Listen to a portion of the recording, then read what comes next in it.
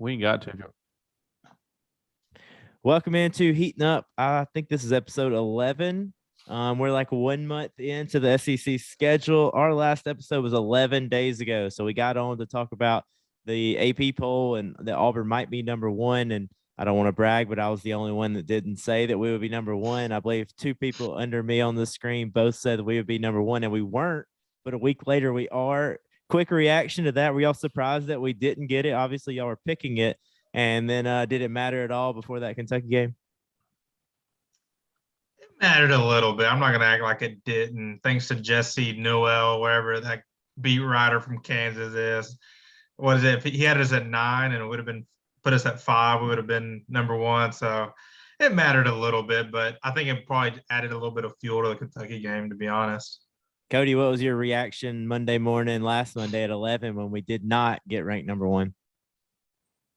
Yeah, like Ed said, it really meant a lot to us Auburn fans because we've never been one before. But I'd be really mad if we lost that Kentucky game and we never got to see number one. But since everything worked out the way it did, I'm okay with it. What about you, Drew? What about from the Alabama point of view? Were you like pulling against Auburn right there, or what were you thinking? Oh, for sure. But I think it's kind of like what Cody kind of said. It's kind of more for the fans, Obviously, it's good for the players, good for the university. But as Bruce Pearl said, right now, we're probably not the number one team in the country. We're probably one of the top 25. And because right now it's just so back and forth. But for a program, that's on the rise, it's really good for Auburn. But as a Bama fan, I can say I was hoping Kentucky beat y'all so that y'all never got that number one title. Unfortunately, didn't happen though. And Bruce did say, but we are the most deserving right now. He said if you put it up there, he thinks we should have. But he did say, we might not be the best team in the country. And really, in January, it doesn't really. I mean, it's awesome, but at the same time, kind of like what you got your players were saying after, whoever it is in April, it's what really matters. So that was kind of going on last time we spoke, and we had our guy Auburn B-ball clips on, and so I did subscribe. I don't know if y'all did. I got the clips on my phone. That was pretty cool. I don't remember if it was the Did night you give him of a the coffee? Game. No, I ain't bought him anything. No, he's gonna have to give me some more than that. But it's pretty cool. Like you click on your phone and it tells you something's something's in your photos, which is kind of creepy, but it pops up and TJ's picked like 2 players of the game. It was Katie Johnson, like a still shot with all his stats, and then Walker Kessler and the same thing, and then highlight reel played, and then like 10 more highlights from the game. But he does a really good job. I mean, it was a good way to catch up, better than trying to get on Sports Center or SEC Now or something like that. I'm just mad I got conned into following him. I followed him as an individual, and the next thing I know, all these Auburn clips were posted on my timeline. I didn't know who it was or how I followed him. Yeah, he's been scrapping for followers. Man. He's got no shame to his game, but he's got a lot of things working. So whatever he's helps the trend.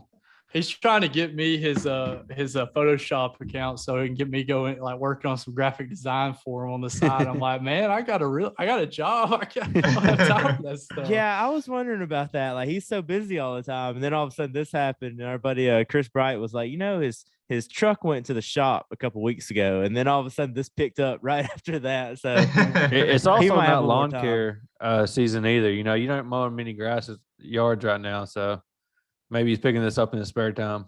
Yeah, we'll see if it keeps up. But y'all go follow him and check that clips thing out, or the thing on photos. It's pretty cool. And also coming on the Alabama fronts, that was right after the loss in Starkville. So kind of what has happened since then, I know y'all know, but Auburn has beaten Georgia, the big game against Kentucky with the win, and then the tight win at Missouri. Alabama has beaten LSU and Missouri and then lost to Georgia. So let's kind of first jump into Auburn a little bit, and now that they're number one, and kind of talk about that. I know you guys were watching the game on TV against Kentucky on Saturday. I was at the game. I got to be there, and just kind of overall, I think it was different. I've been to a lot of big games now, but that seemed to be a little different environment. Because at first when we were having some big sellouts, it kind of felt surreal. Like it kind of felt like all these people in the gym and like random people were showing up, like athletes and other things. But that just felt different. I don't really know how to explain it. It was just from the jump, how early everybody was in there and how the energy was up so early. I wondered how the students' energy was going to be after the camping out and the cold weather and all that. I don't, maybe back then I would have been feeling good, but I don't think right now I could do that. Cody and Gardo, what were y'all's thoughts on some of the camping out and just like the overall lead up to the game on social media and TV and everything, and kind of going back to your time in college, what would it have felt like, you think, to be involved in that a little bit more? Well, go ahead, Ed. I was thinking we would have been right there in line, because we were doing that kind of stuff when Tony Barbie was was the head coach and the first years of Bruce being there. But just to see what that has become is unbelievable, and it's all credit to Bruce and what he's been able to market the program and market what we could become if we just bought in. So and I know as graduates and people that have cared about basketball even when we weren't good, it just feels good to finally see that kind of stuff, and the almost the effortlessness that it takes to build that kind of environment for us now. It's crazy. Kentucky was in town, but for the Georgia game, there was a line at the Donahue, and I don't know if the Auburn people probably know, but for there be a line from the student section line at Donahue, that's unbelievable. So it was Kentucky that probably helped a little bit from the camping perspective, but I think at this point, it doesn't matter who we play. People are, we're the number one team in the country. People want to see that. Did y'all not see where people were coming to watch Kentucky, not Auburn? Yeah, I saw that. I like that. Yeah, Alex, you said you're real worried about, the students burning themselves out because it's so cold at night. But, college kids are resilient. I remember back in our heyday, I would be on an all-night bender and wake up and play 3 hours of pickup basketball to sweat the toxins out. So I have full faith that the home crowd was going to bring it, and they delivered. Just watching on the TV, it was crazy in there. It was awesome sight to see. I think the difference in like crowd noise and stuff is Auburn has gotten so loud when they go on a run, going back to that Final Four team, and even the year before that when like we were good kind of out of nowhere in a way if you weren't paying attention. Auburn Arena was so loud when they go on a run. They'd have a couple big threes. Jared Harper hit a big three. Somebody'd have a big block or throw a lob to Anthony McLemore. And this year it's been, loud on runs too. That game, the entire game was loud. Like every single possession, even where I sit, people were standing up every single defensive possession. Like it was just different. It felt like a football game. It really, really did.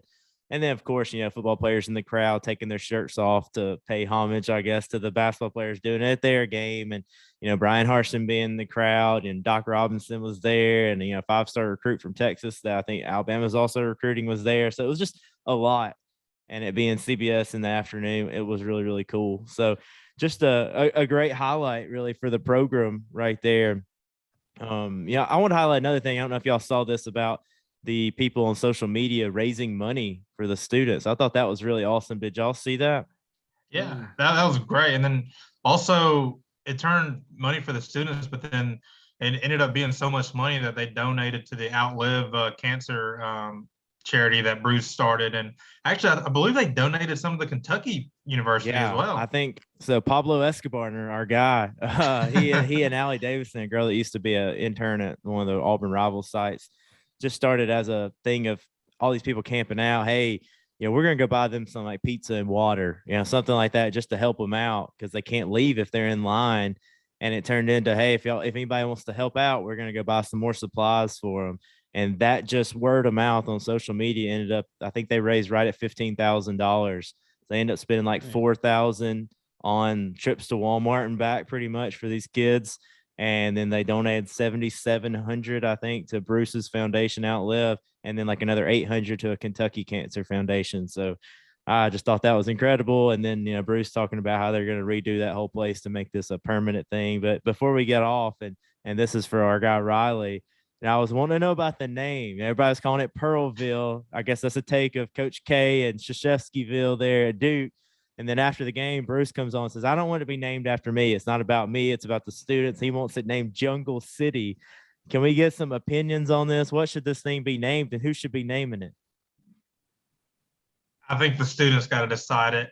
And I've also thought about this. That big tiger we have by the football stadium, right where their recruits enter, I believe? Mm-hmm. I said, we got to get that Tiger, a replica or one just like it. Put it out there and Just call it Jungle take it City. from football. Yeah, we'll do that. And we'll put it right out there. We'll call it Jungle City. Jungle City. I don't know. Jungle City just doesn't really. They don't really flow. I don't know. I have to think about it. Maybe how about the oyster for Bruce Pearl? Under the sea. All right. Under the sea. Well, we'll see, but that's gonna be really fun to keep up with it. And just kind of on that note of Drew talking about it's a Kentucky game, people are there to see Kentucky. Their media is really running with that. I think they really, really believe that. And so my question I kind of put in the notes to you guys is do you consider Auburn, Kentucky a rivalry right now? Talking about the Elite Eight game all the way to, some SEC tournament stuff or whatever. Do y'all consider this a rivalry game?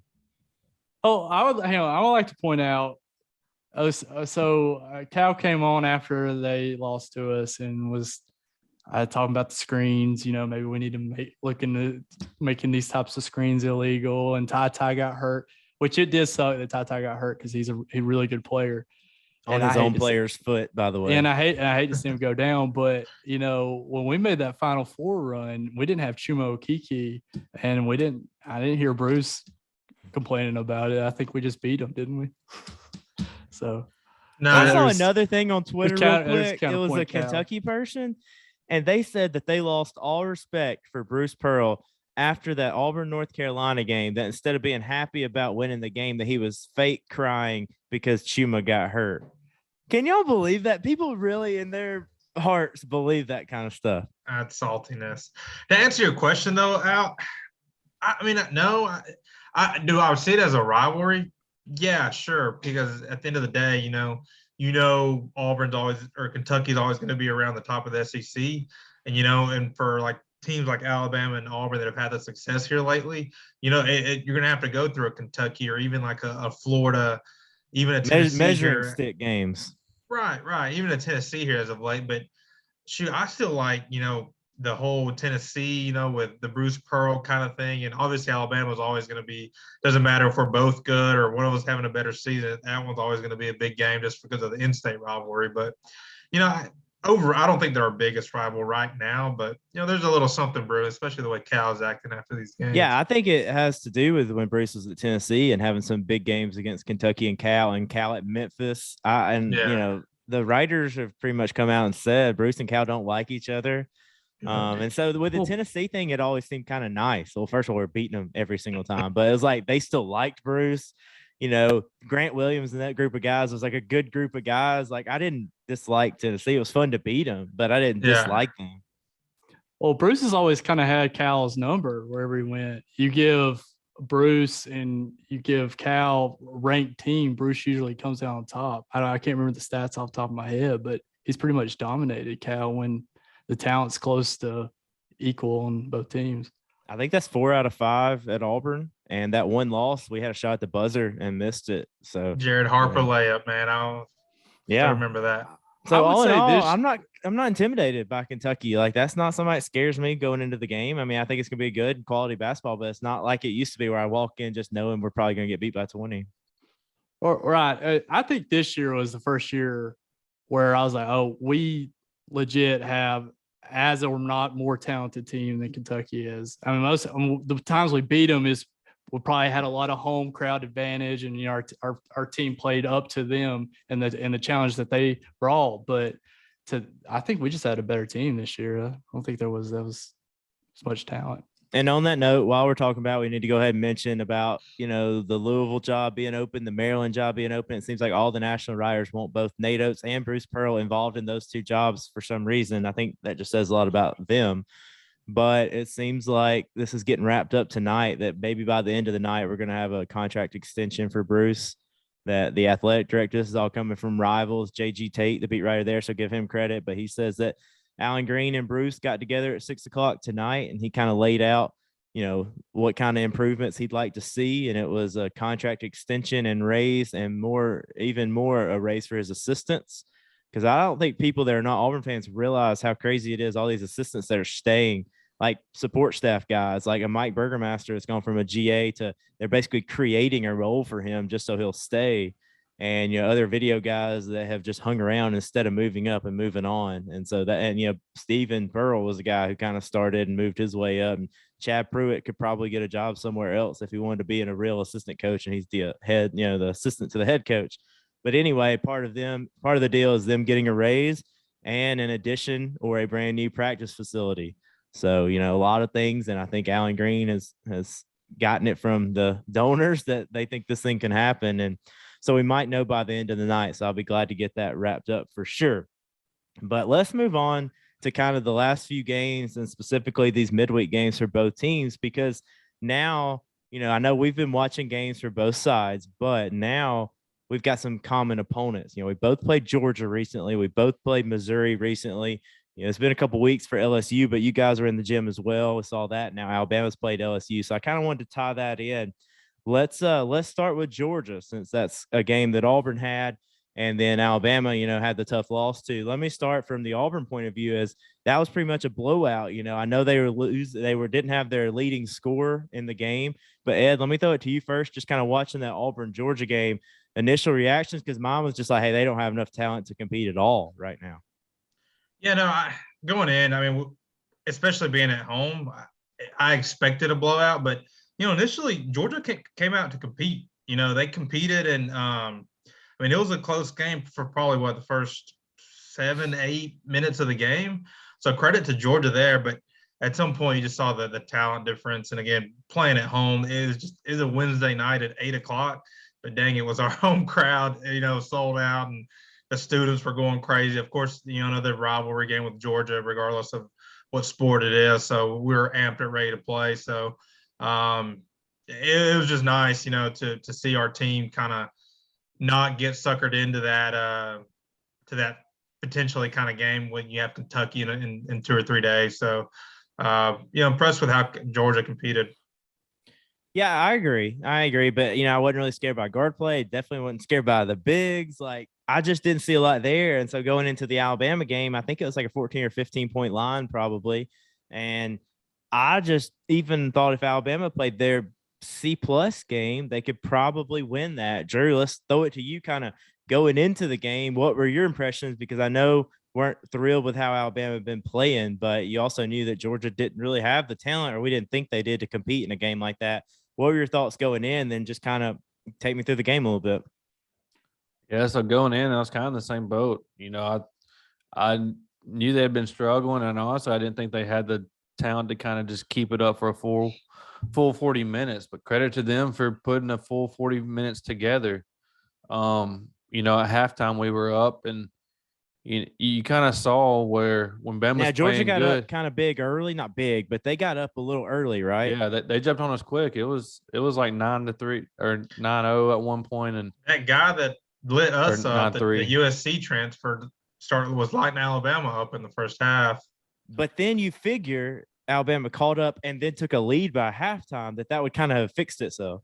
Yeah, but it kind of had Missouri on the road vibes, like we started out really slow, we caught up, got ahead, and you think, okay, now we're finally going.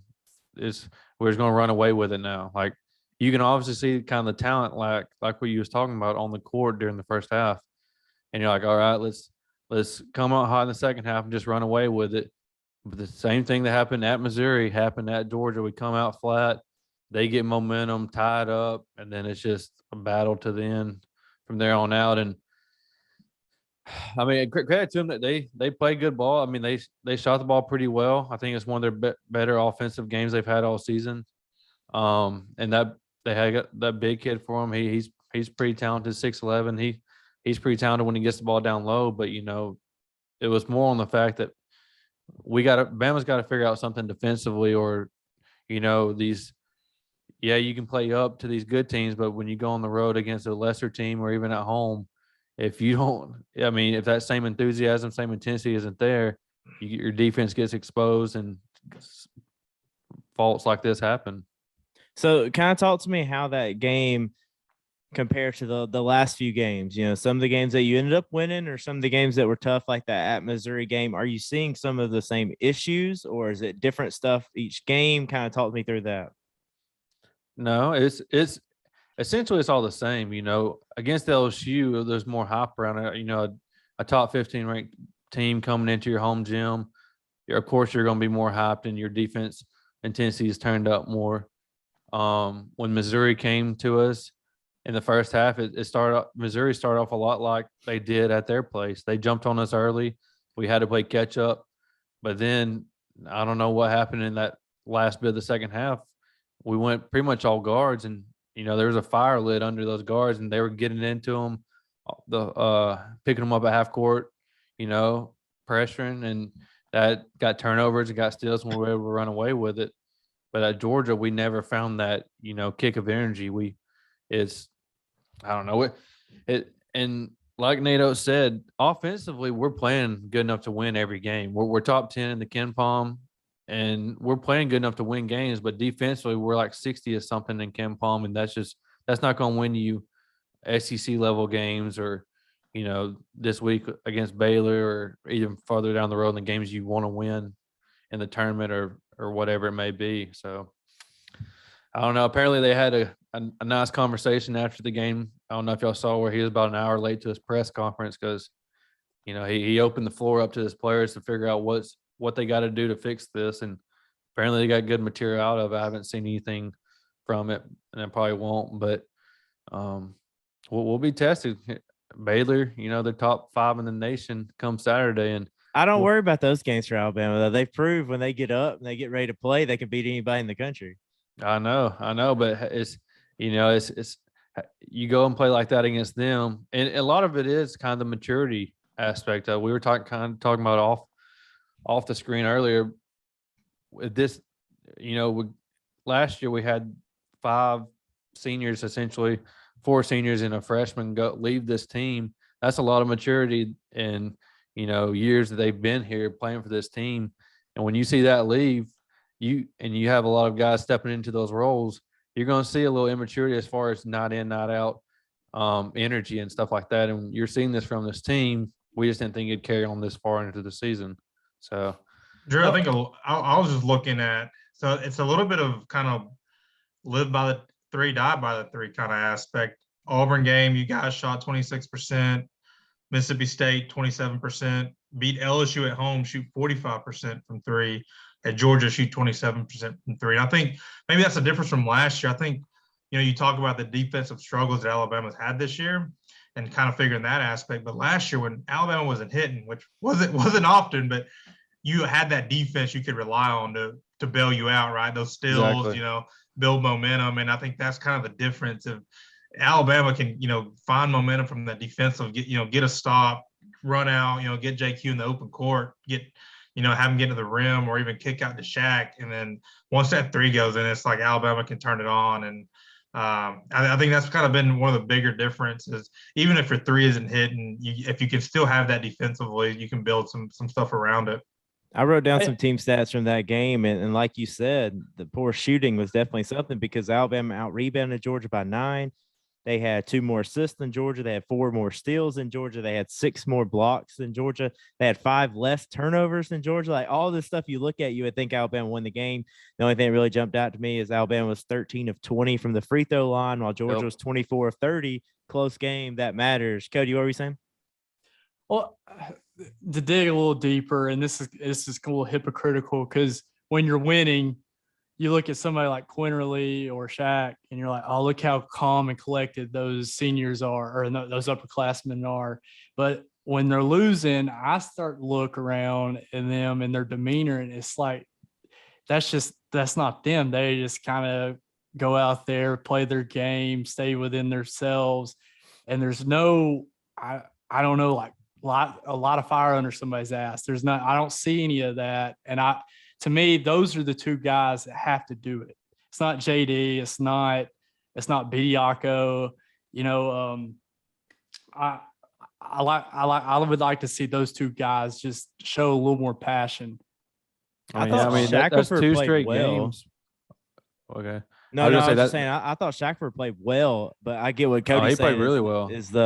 Is the other stuff maybe that's not him, and I feel like Nate Oates is trying to find that because he's kind of rotating around trying to find who's going to come off the bench like consistently and who might even can start consistently. Like it's kind of some weird minutes on how many Gurley gets, how many Bediako gets, how many Miles gets. Gary's been out. I think that matters a little bit. They're letting the walk-on play. Let me throw that to you, Drew. What about Johnson? That's I think what I'm is that about to his say. name?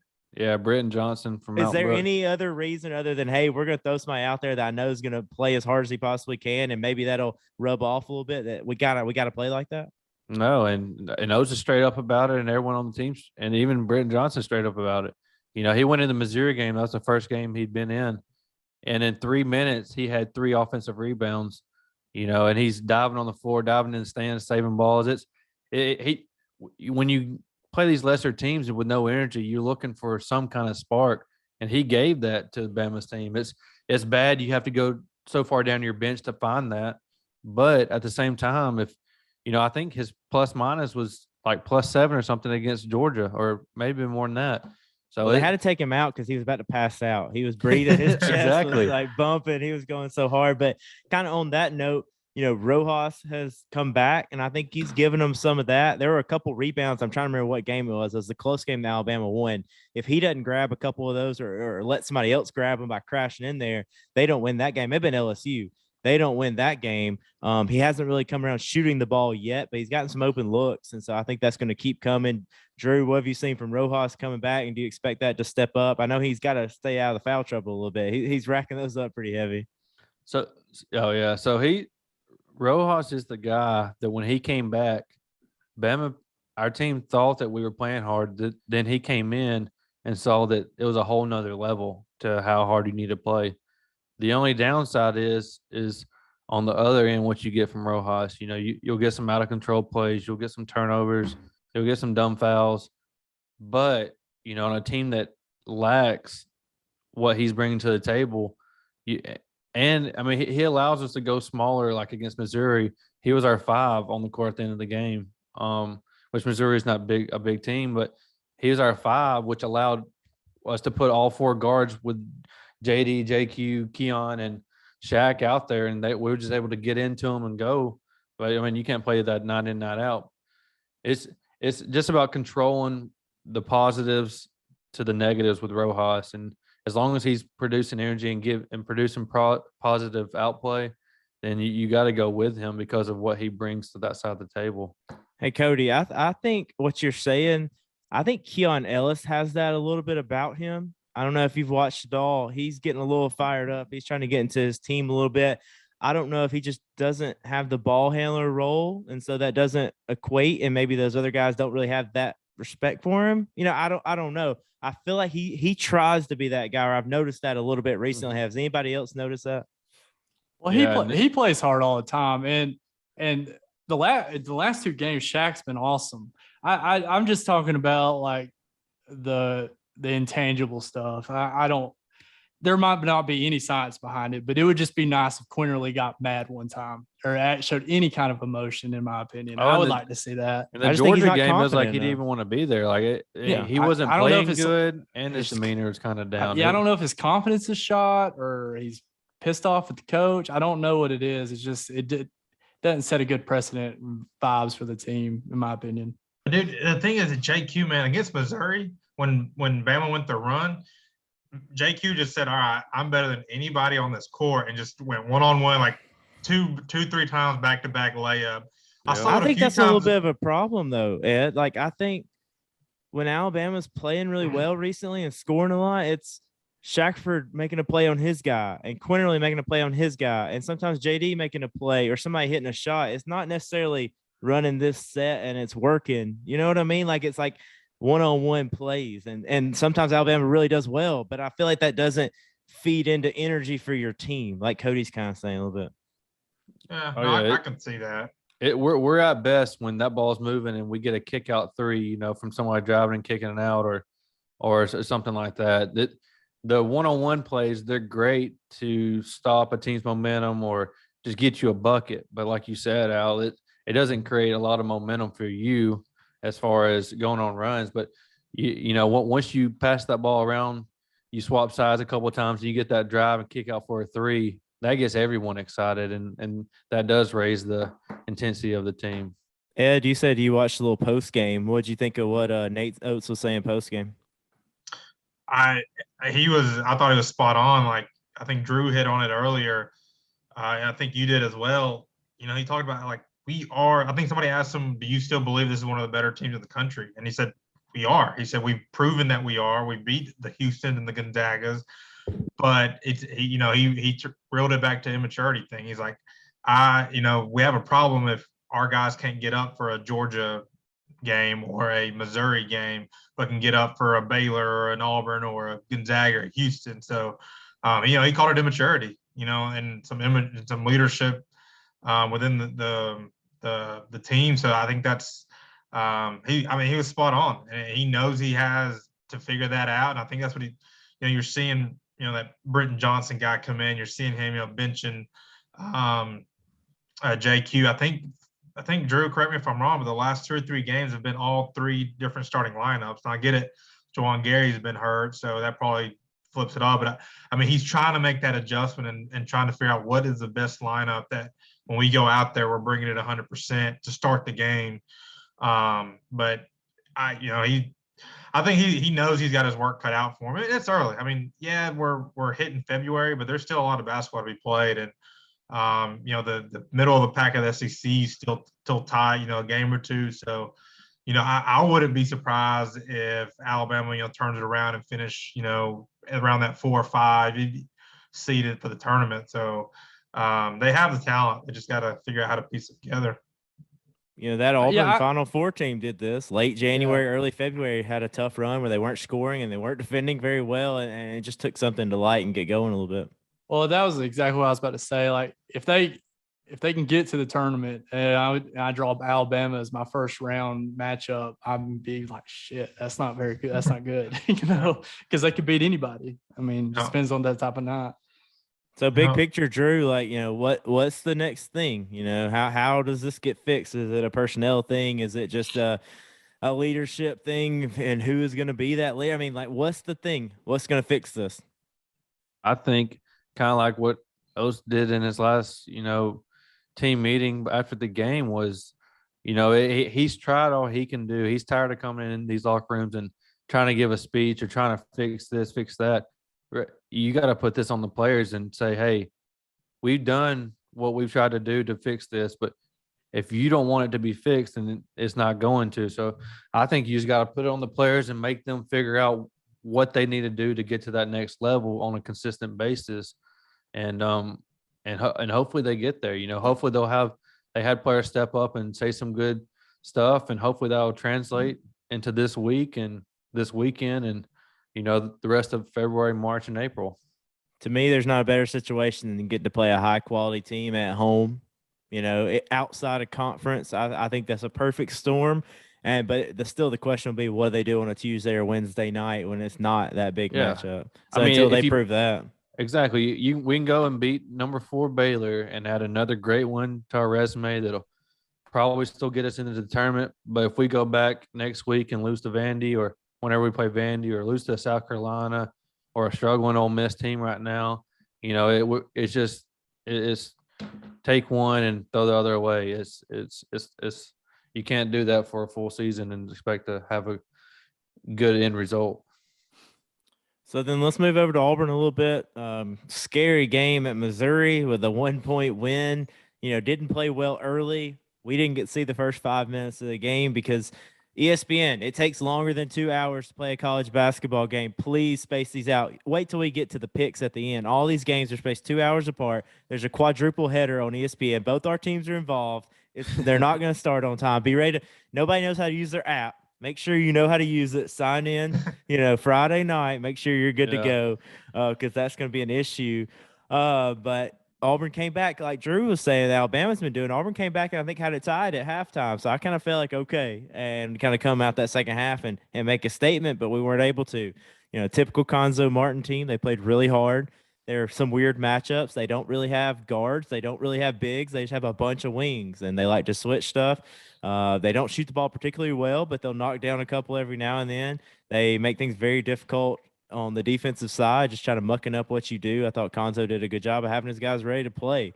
Good student section, average crowd in the gym, but a packed student section that was getting after it. So really, really close to the number 1 team going down the first week they had it.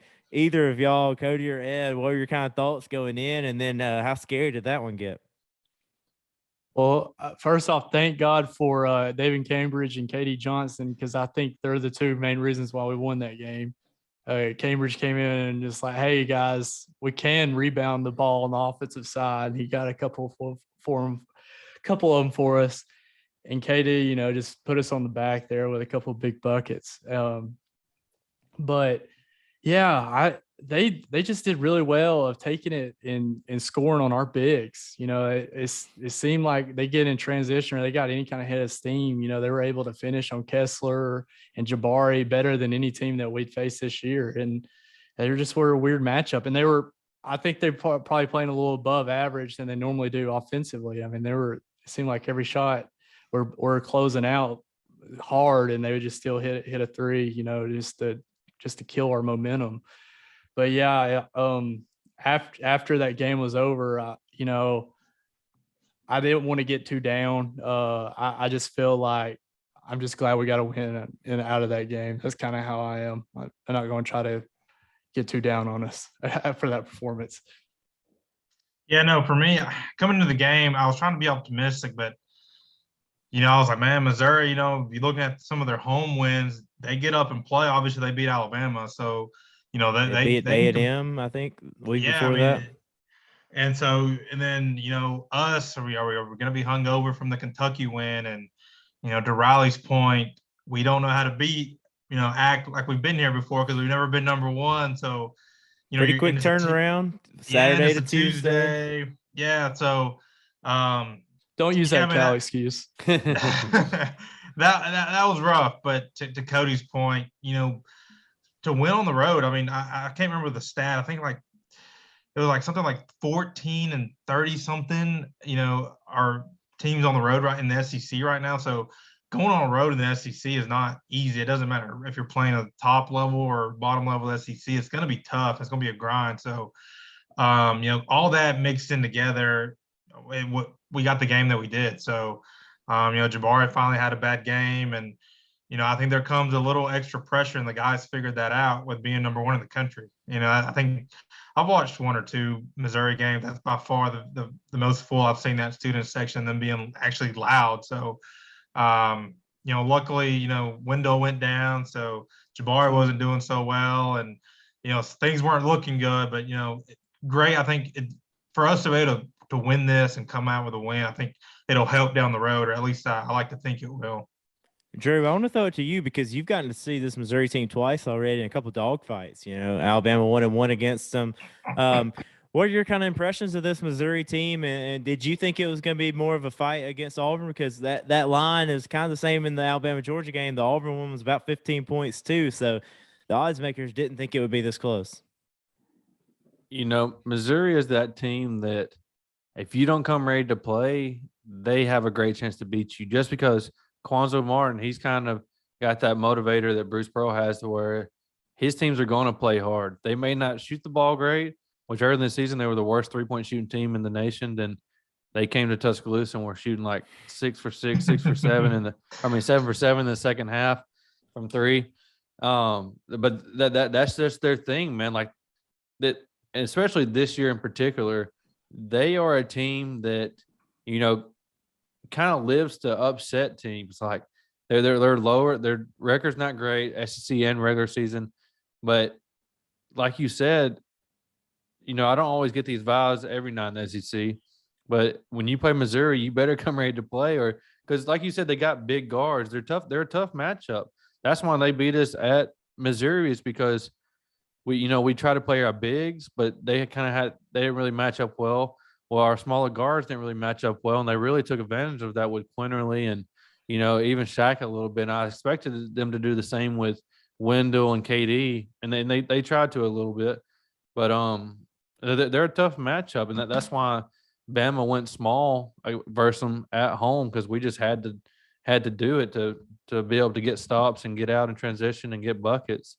And like you said, it's number one team. You're going into Missouri Stadium Arena, and its student section was live. It was a trap game for Auburn, and It was it was good. Auburn got to find out how to win without a Jabari Smith for the first time this year, and Wendell still had a pretty good game. KD came up late, but like Cody said, seeing Devin Cambridge getting those offensive rebounds and giving that spark is really what kind of kept Auburn's momentum in that game. I really thought Missouri was kind of not run away or pull away, but I thought they were going to pull it out just because it seemed like the energy was on their side. But Cambridge getting those offensive rebounds and giving you extra shots and stuff like that really sparked the Auburn team. And I think that's what kind of led to y'all's victory.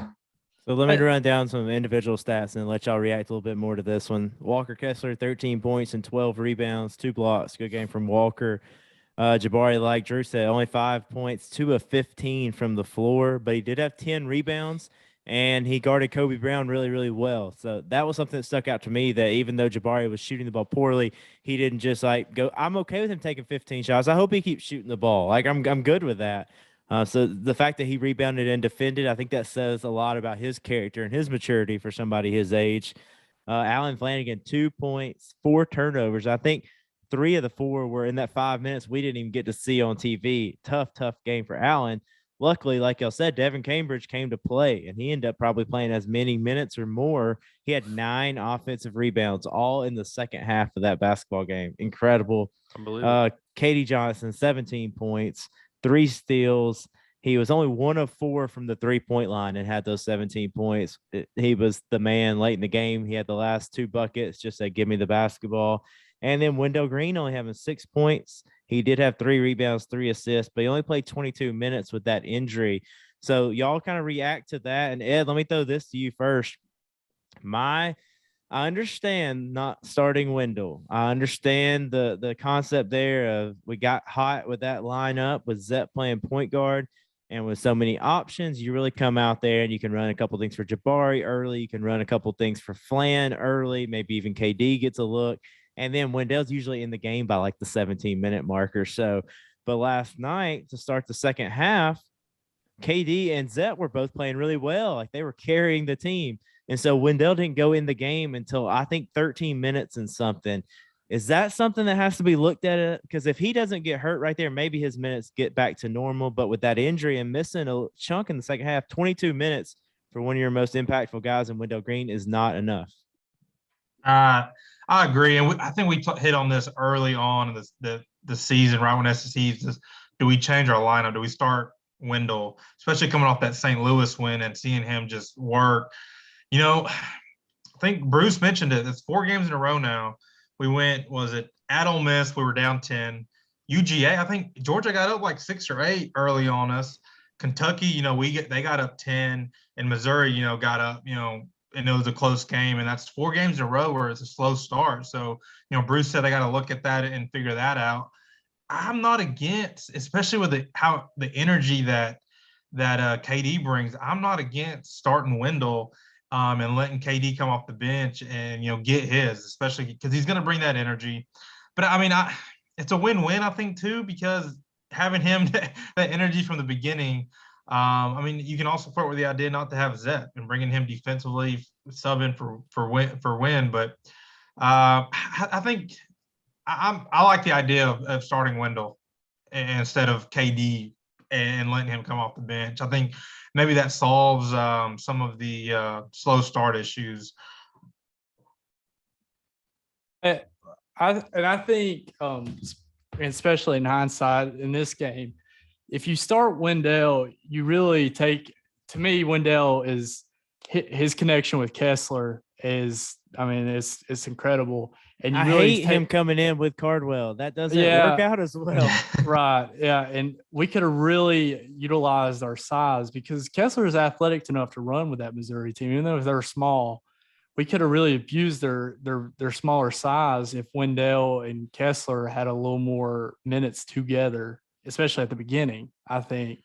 Missouri was doing a really good job though on that pick and roll. I mean, it worked for 70% of the game. I will say they were just pushing that guard out and then hammering down on the roller, and making it super hard to throw. But I'm with you on that though. That dynamic with Wynn and Kessler, early in a game, we can get a quick dunk, 2 points, and really start building that momentum. I like that. Yeah, it just really brings, gets the momentum going our way. Are we going to talk about Flan, or kind of throw this in? Go ahead and throw that in. Let's do that, because in my opinion, and Bruce knows the mindset of the team better than all of us, and what would work and what would cause issues or not. But to me, that group of Kessler and Jabari and Wynn and either KD or Zep, I don't care. Devin Cambridge is better with that group. They don't need another guy that needs the basketball. They need somebody that's hustling and playing great on-ball defense and doesn't need the ball. And I think he's a good fit for that. I'm not saying I would change the starting lineup, but I think he's a good fit with that group. I really feel for Flan. I was texting y'all guys after that game, is because this guy was our best player last year, and he was asked to do so much. He's projected high up in the NBA draft, first round, and the guy's coming off an injury, and he probably really feels like he has the force to get back where his production is, qualifies him for, first round draft status. And this team just doesn't need that production from that spot. Like you said, Cambridge fits that role a little bit better, because we have scoring options everywhere else, and we need somebody that's going to defend, which Cambridge has been really defending this year. He's been awesome defending, and both of them, shoot about this. I have about as much confidence. I used to think Flan was a better shooter, but he hadn't proved it this year. And when Cambridge gets, he's streaky, but when he's hitting, he's hitting. So yeah, I hope he figures it out. I think he is definitely a smart enough player to figure it out, figure out his spots and how his best fits his role. But yeah, he's gonna have to step up defensively, I think, and not force and get terrible turnovers that causes momentum to swing Missouri's way at the beginning of the game. Drew, what's your thoughts on changing lineups, when everything's going well, you say, from the overall record point of view? But I know Alabama's been changing lineups a lot. What's some of the stuff they did last year? Because I know Quinterly came off the bench last year, and that was a thing, and now they're going back to that. Kind of give me some overall thoughts on changing lineups. Yeah, kind of like y'all were talking about earlier, but you started early in the season with Zep and Wynn and all them playing, and it wasn't bad. But I think, I'm a big guy of having an offensive energy guy coming off with that second wind, whether it's the 16-minute mark or whatever it may be.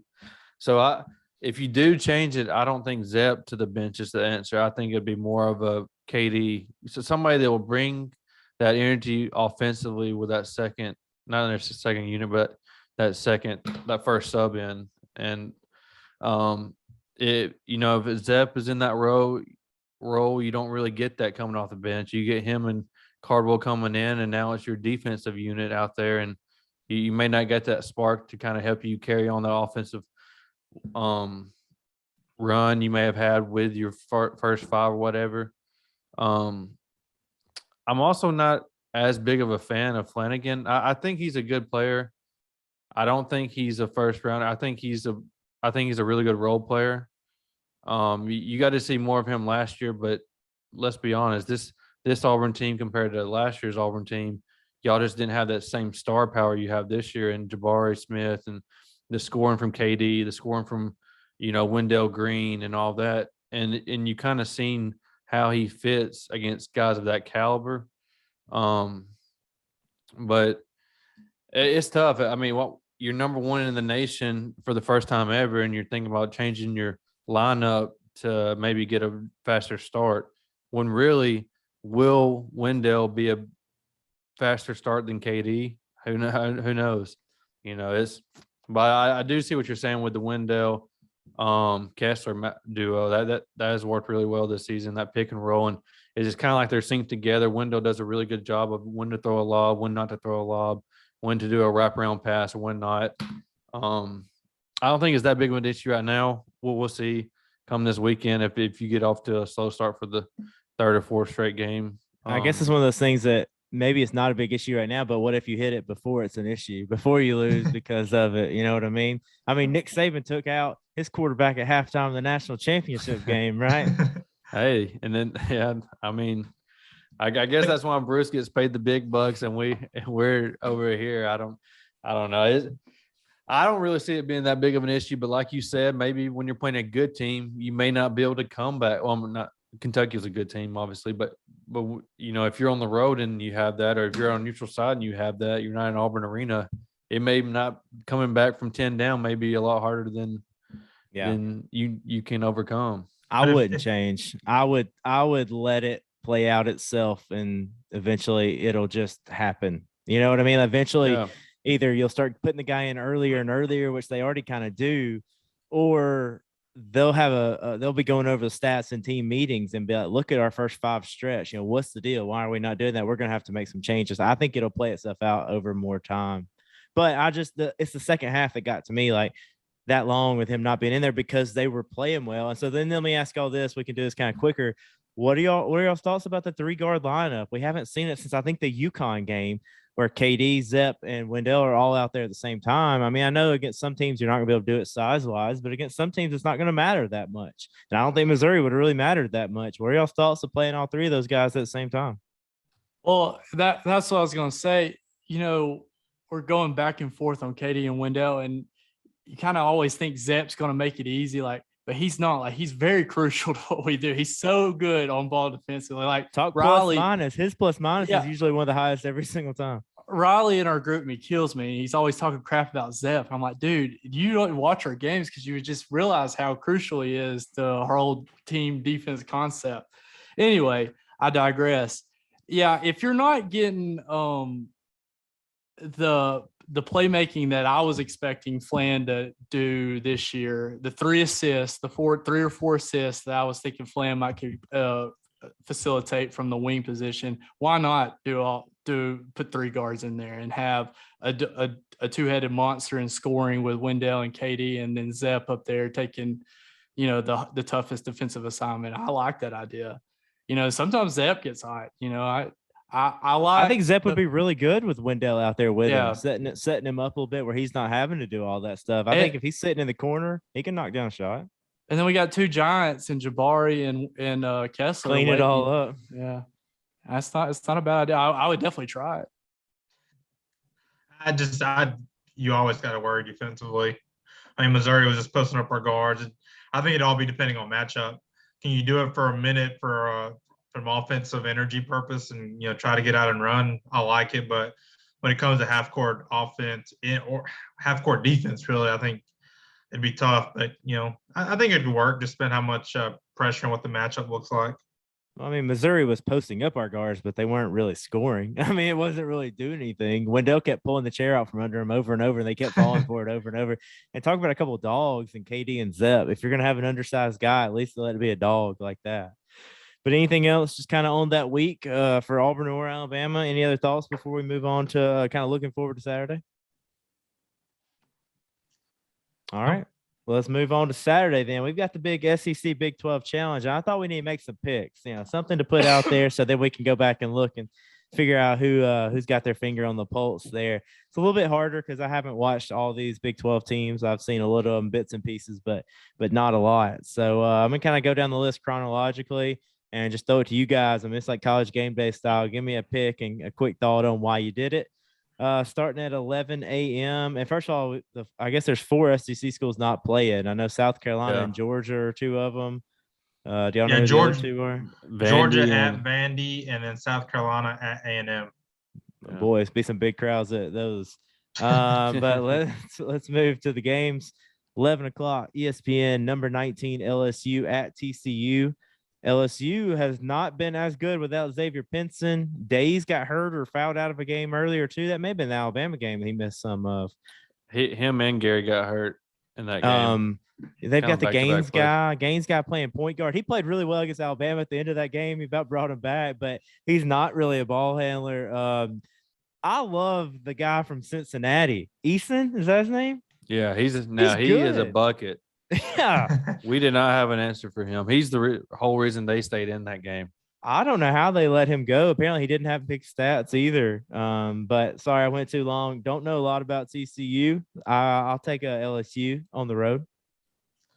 I'm gonna go TCU just for the struggles, and man, without Xavier Pinson, that team's and struggled. And TCU, I don't know much about them, but they seem to have a decent record. They got it at home, so I'll take TCU.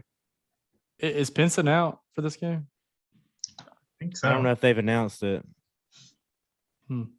I would bet more that he didn't play than he does, though. I'll go. They're LSU. coming off a loss. They got beat at A&M the other night, right? Last night. Yep. Yeah, I'll take Cody? LSU. All LSU. right. I don't know anything about TCU. Yeah, I'm also going LSU too. I think TCU's got a couple big wins this season, but they're kind of mid-pack Big 12, and I just question how they'll respond to an SEC team with length and defense the way that LSU has.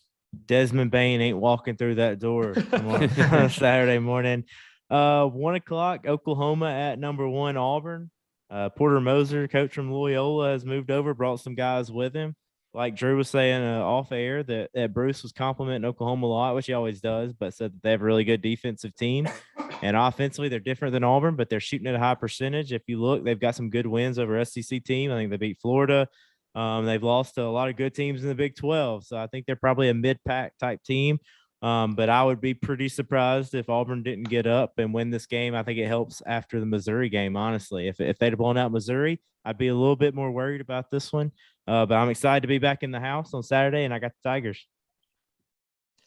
I'll take Auburn as well. I think Bruce gave the guys a day off after that Missouri game to kind of get our legs back after 3 games and 6 short days. So playing at home, we're gonna have the crowd. It's another sellout, standing room only kind of thing. So I like Auburn. Yeah, we don't lose in Auburn Arena. I got Auburn. I was about to say Auburn at home. Yeah, you know who I'm going with. Bad sign for the Tigers if the 4 of us are picking you. Well, same time, 1 o'clock ESPNU. We've got Missouri at Iowa State. Iowa State's ranked number 23. I have not seen a lot of that team, but I wouldn't want to play Missouri. That they make it a little ugly. I think I'm going to take Missouri going to Iowa State and make a little noise and pulling something off. I don't think they're going to be down. I think they're going to be energized. I was watching Konzo's post game, and I really like listening to him talk about his team. And he said, I told my team, this just shows that you can play with anybody in the country. And if you bring this kind of effort, you're going to beat a lot of other teams. So I'm going to trust Konzo on this one. I'm going Missouri. I'm with you. I love what he told his team, that this game, don't look this as a loss. Look at it as you can play with anybody in the country. You just play with the number 1 team in the country. So, yeah, I think they're going to be fired up. I think they used to play each other when they were in the Big 12. Obviously, Martin wasn't around, but still, maybe a little rivalry, little ex-conference rivals. So I'm going Missouri as well with the upset. So I'm looking at Iowa State's last games. Iowa State lost to TCU 59-44 last Saturday. 44 points. Ugh. I might need to change my LSU pick. I might need to go to TCU. That's what I was about to say. Let me give TCU instead of LSU. And y'all already made y'all's pick. No. You already made your pick. Write it down. I'm going to be the one that's like a rock star. I'll go Iowa State. Big 12 is good this year. Yeah, I'm going Iowa State too. I got to see them play Memphis early on, and when they were playing in all those Thanksgiving tournaments and stuff, and when they get on a run, they can really score the ball. I'm going with the Cyclones. Are you talking about that Memphis team that might not lose another game after the Alabama game? Hey, if they played like that, they wouldn't. They haven't won but a couple games. What they've been out? They've been without that Williams kid that got buckets on us and a couple other players. But okay, I mean, Coach they're kind Penny. of like Bama right now. I don't have an answer why they play so bad too, and play so good. The other 1 o'clock game, ESPN2, West Virginia at Arkansas. I watched a little bit of West Virginia when they were playing Oklahoma. I think this is an important game for Arkansas. They're trying to get back. So I'm going to take the Hogs, trying to build back this resume and try to get in the tournament. I got Arkansas. I'm with you, man. They've 5-game winning streak, playing unbelievable defense. I watched that most of that second half of that A&M Arkansas game. It was back and forth, and Arkansas had a big lead and let A&M get back in it late, but go to overtime. But the game's in Bud Walton. Arkansas is playing really good basketball, especially on the defensive end, and so I'll go with Arkansas. Sheboy ain't walking through that door. I love me some Bob Huggins, so I'll go West Virginia. I'm Arkansas at Bud Walton Arena. That's a tough matchup too. Them Hogs fans are crazy. I think Arkansas will pull this out. Drew, have you ever been to Fayetteville for any kind of sporting event and I heard them haven't. call the Hogs? I haven't. I've heard them call it. I haven't been there. Maston, tell them about them calling the Hogs in Fayetteville. We went to a football game. Well, when they're already down by a lot, the football game lost a little luster, but these are grown adults looking like idiots, throwing their hands up in the air, screaming at the top of their lungs. I'm not a fan of calling the Hogs, but I've been to a basketball game there when I was working with Auburn, and it got super loud, probably the loudest arena I've been in.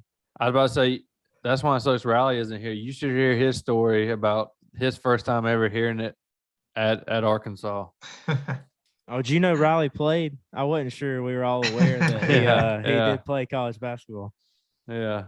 Let's move on. But I think that's a fun one. I'm excited about watching it. I hate this at 1:00, so I won't get to see much of that.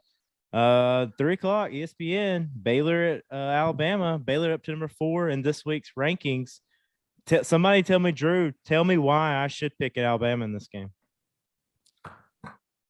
Well, we kind of mentioned it earlier. You watch Bama against the better teams on their schedule, and they're like, what are they, 4-1, 4-2 in the top 25 wins this season so far. They're tied for second for the most quad 1 wins, and it's at home, so you expect the energy to be favorable to Alabama, and them come out hot with it, or at least that's it's got my vote for right now. I'm picking them too. Like, I just think this is the type of game that they win, like Drew's saying, that they've been doing earlier in the year. I'm going to put my faith that they get ready to play. And if it's a motivated Alabama team, I think they can beat anybody. So why would I not pick that? And if they're not motivated, massive issue. I mean, it's a big issue moving forward. I don't know where it comes from, but if they're not ready to play and don't out hustle Baylor, a team that comes in at number 4, then there's a problem. So I'll also go with Alabama in this one. I'm gonna go Bama as well, man. This is, for Oates, this is kind of after that Georgia game.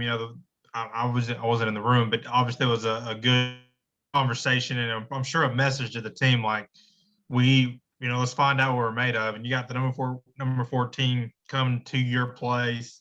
Big, it's gonna be a whiteout for Alabama, I saw, and they're gonna be ready to play. And again, Alabama's proving that they can beat anybody, the best team in the country. So I like Alabama as well. Plus, I heard they're camping out. Yeah, what about you, Cody? Oakville is going to be packed tomorrow night.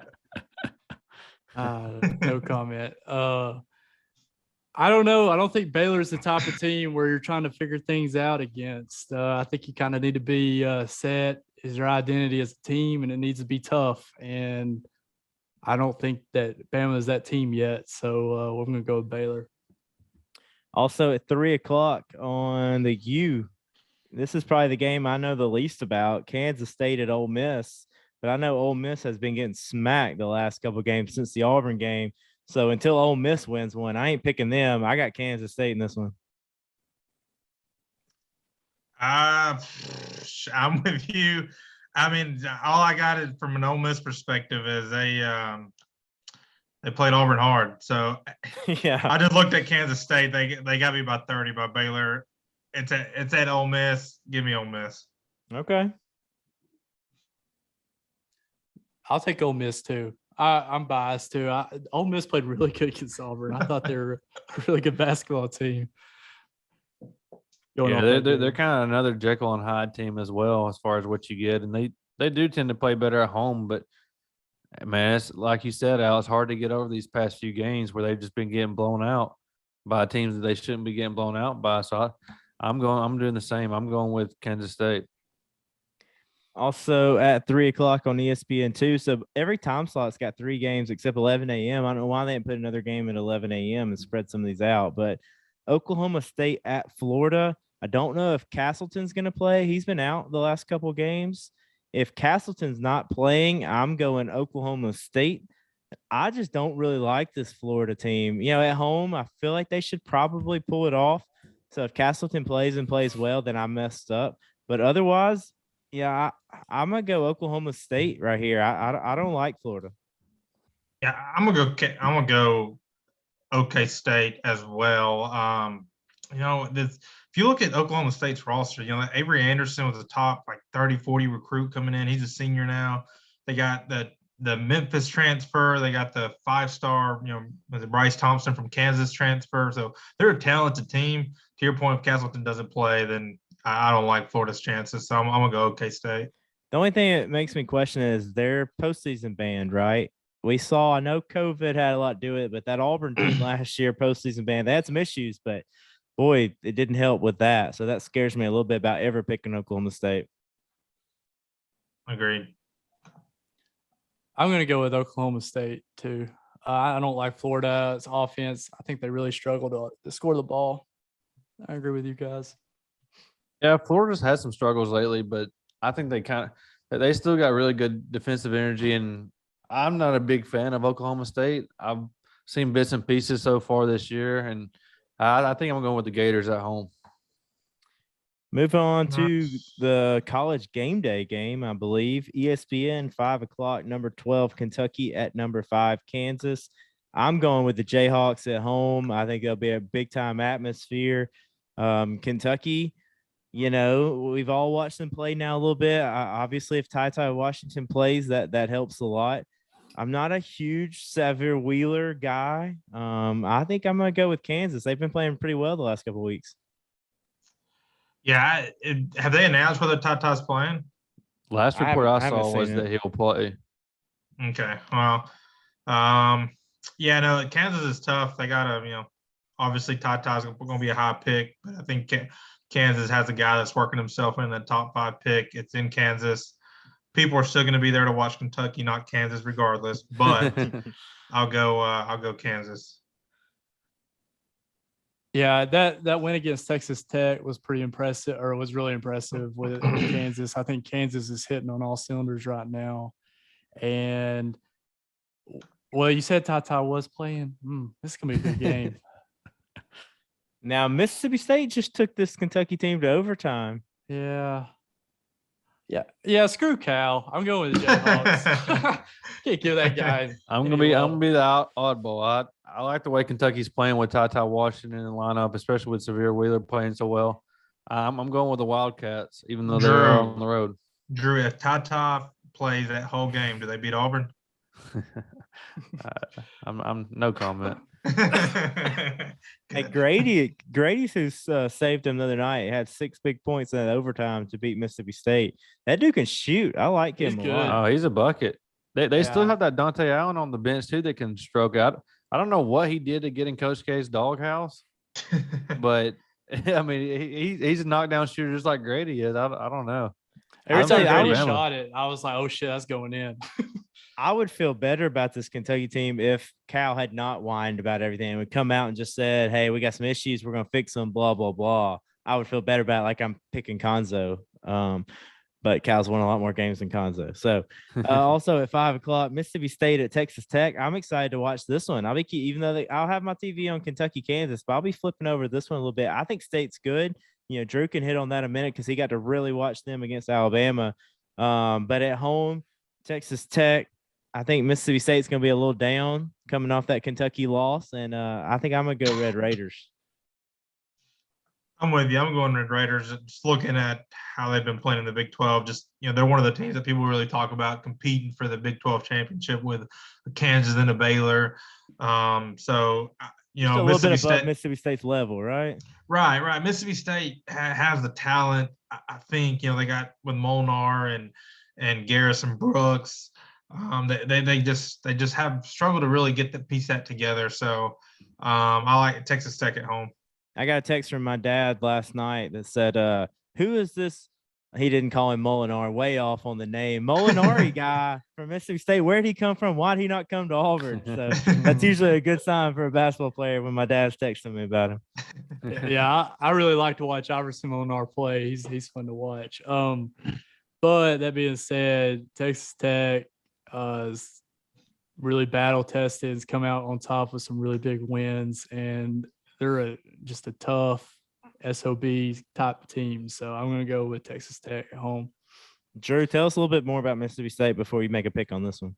You know, they're one of those teams that's got the talent to really compete in the SEC, but like, kind of like Ed said, they just haven't really put it together. You know, against Bama, Iverson Molinar really just took over. He was, I think he had like 29 points or something like that, high 20s against us, and we just really didn't have an answer for him. And then you got Garrison Brooks, who's been at UNC all these years, and DJ Jeffries, and they got a couple other guards. I can't remember their name, but they're playing really well for them too. They have a good team. It's just that you kind of don't know what you're going to get with them. I feel like I've said that about every team in the SEC pretty much, but I'm going Texas Tech too. I'll make it unanimous. You know, if it was at Mississippi State, I might make it maybe a little more judgmental, but at Texas Tech with that environment, man, it's crazy there. And don't get them wrong. This guy, he's still got Chris Beard's team with that tenacity, that defense. They're tough nose. I just don't think Mississippi State will get it done there. Yeah, one thing on State, because I watched a good bit of that Kentucky game as well after watching the Alabama one. Every now and then they don't really know their roles. Like late in the game against Kentucky, Garrison Brooks gets it on the wing and is like making a dribble move and turns it over. Yeah. And then the big shot, the Jeffries guy takes a three instead of trying to get it to Molinar or somebody else. I feel like they're just a little off. That maybe they can get that cleaned up, but I didn't like that. And like Drew said, this is a home pick for me. If this game's at State, I would really consider it. But being at Texas Tech, it's kind of like being at Auburn and 5 o'clock ESPN too. They're going to really, really want to get this and make a statement. So I think that's a good pick. And then the nightcap should be pretty fun too. 7 o'clock ESPN, number 18 Tennessee at Texas. I don't love this Tennessee team, and I think Texas needs to get a win to get that tournament resume going back again, because I don't feel like they've been very good the past few weeks. I'm going to go Texas against Rick Barnes at his old place.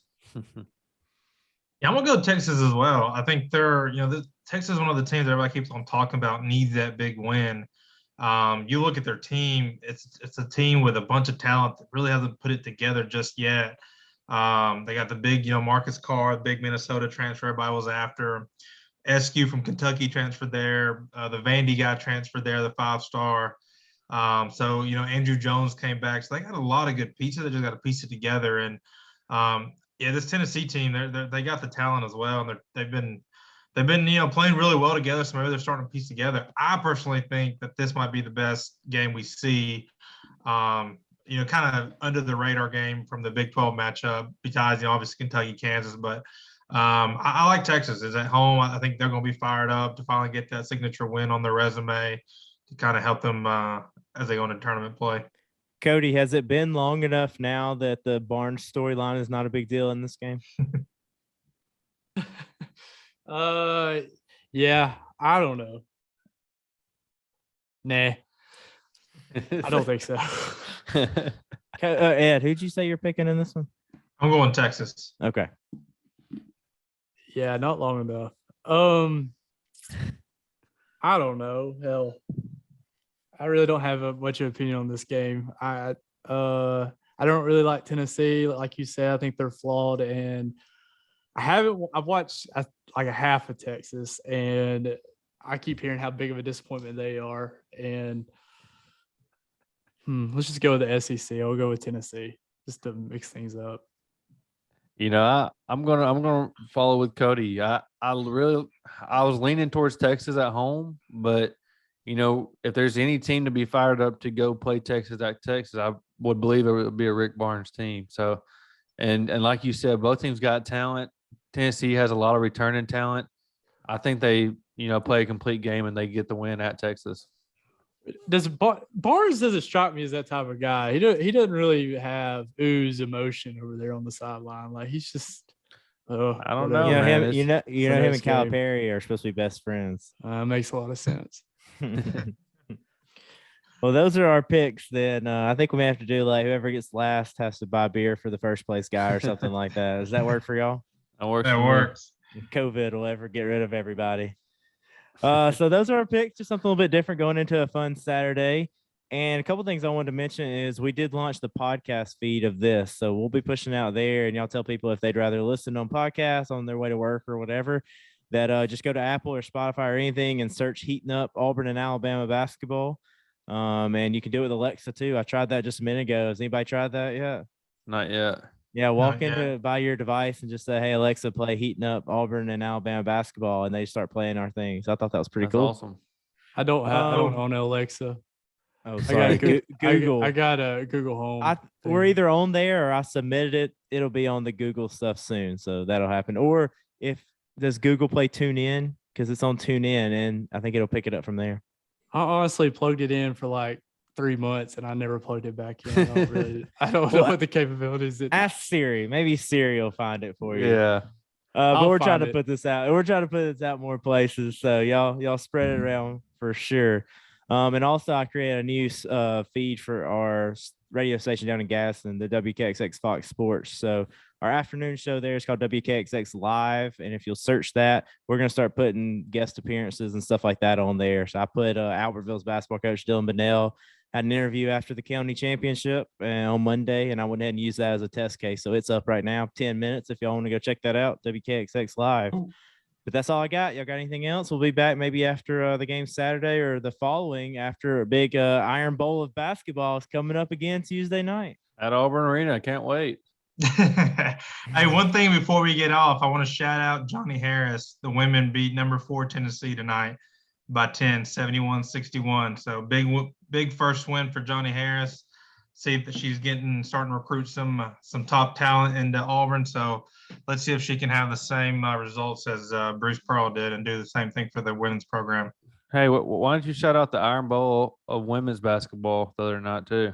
Because they're ranked 4th. Because Tennessee's ranked 4th, Drew, in the nation. That's why. And we won. Just saying.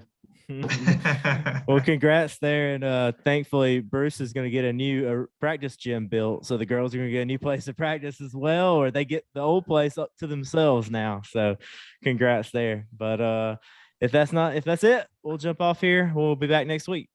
Sounds good.